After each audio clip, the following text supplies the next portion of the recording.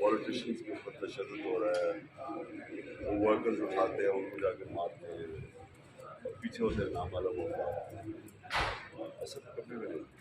مشرف کا میں اپوزیشن میں تھا، 7 دن میں نے جیل میں گزارا. ہمیں تو بلکہ وہ لبرل تھا، خود بھی نہیں پتا، کیونکہ یہ جو کر رہے ہیں یہ کبھی ہوا ہی نہیں ہے اس کوشش.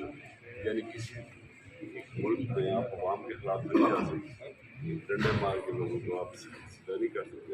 آگے میں جانے میں فرق ہوتا ہے. اچھا خان صاحب، جس مقدمے میں آپ ضمانت لینے آئے ہیں اس مقدمے میں آپ نے یہ الزام لگایا ہے کہ آپ فوج میں انتشار یا ان کو تقسیم کرنے کی کوشش کریں، تو کیسے اس کو رسپانس؟ جو بھی یہ کہہ رہا ہے نا، اس سے زیادہ احمق دنیا میں نہیں ہوگا. آپ ایک معاشرے کے اندر کوئی بھی ادارہ ہو، اگر وہ غلط کام کرتے ہیں اور آپ اس کی تنقید نہیں کرتے، آپ معاشرے کو نقصان پہنچاتے ہیں. آپ اپنے بچے کی تنقید کرتے ہیں جب وہ غلط کام کرتے ہیں.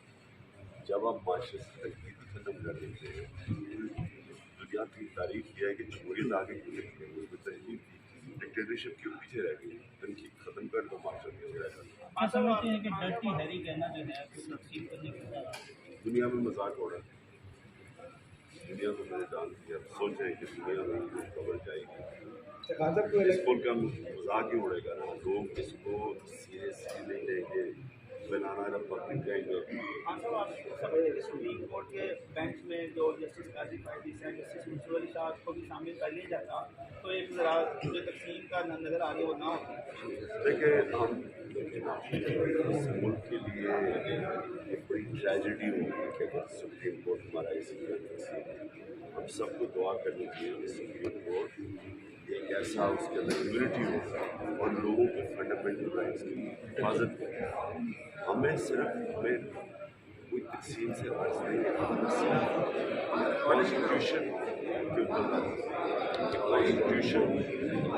کانسٹیٹیوشن جب تک آپ نہیں بچاتے آپ ملک نہیں بچا سکتے. ہم صرف 90 days کے جو شرکت کانسٹیٹیوشن میں بیسک فنڈامنٹل رائٹ سب فنڈامنٹل رائٹس پڑے ہیں. سب سے بڑا فنڈامنٹل رائٹ ہے دا رائٹ ٹو ووٹ.